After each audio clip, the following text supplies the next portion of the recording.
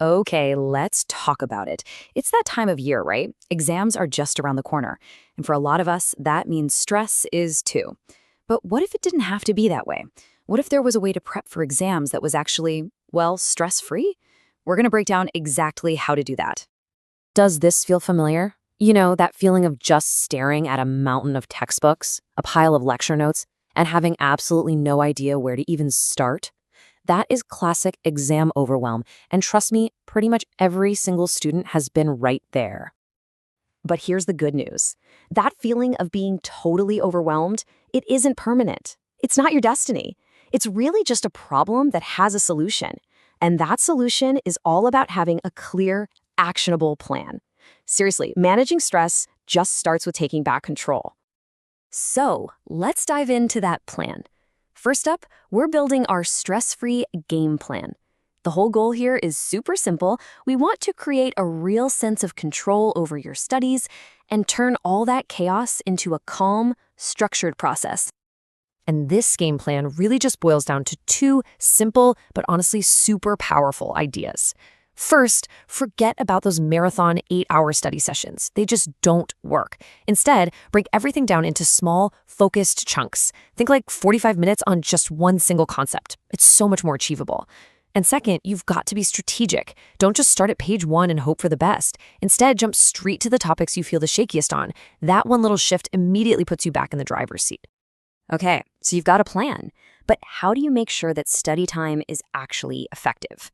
Well, that brings us to our next section, study smarter, not harder. This is all about technique, not just putting in the hours. The quality of how you study matters so much more than the quantity of hours you log. And this slide just lays it out perfectly, the difference between passive and active learning. On one side, you have the old school passive stuff, like just rereading your notes over and over and hoping something sticks.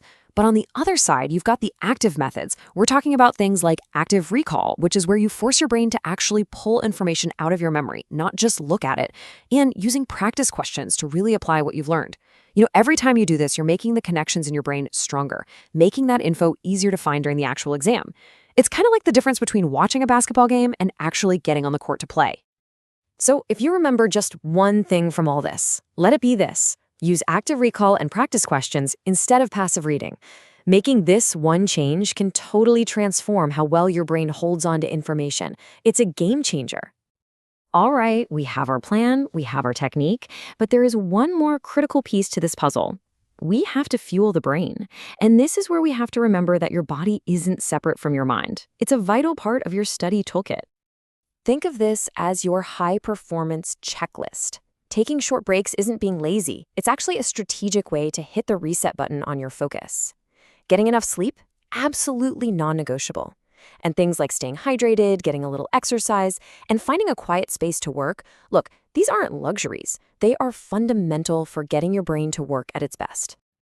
And let's just talk about sleep for one more second, because it is that important. There's a process called memory consolidation. This is basically when your brain takes everything you studied during the day and carefully files it away into your long-term memory. So when you pull an all-nighter, you are literally preventing your brain from doing that essential job. So you've got the plan, you've got the technique, you're feeling your brain. Where does all this get you? Well, it brings us to our final section, and really the ultimate goal, moving from a state of stress to a state of confidence. This is the big payoff for all that consistent, smart preparation. What you're doing is creating this amazing feedback loop. Consistent preparation naturally lowers your stress because, hey, you know you're putting in the work. And as that stress starts to melt away, something else starts to grow in its place, real earned confidence. Each step just fuels the next one. It's a beautiful thing. And in the end, this is the real prize. It's not really about the grade on the paper.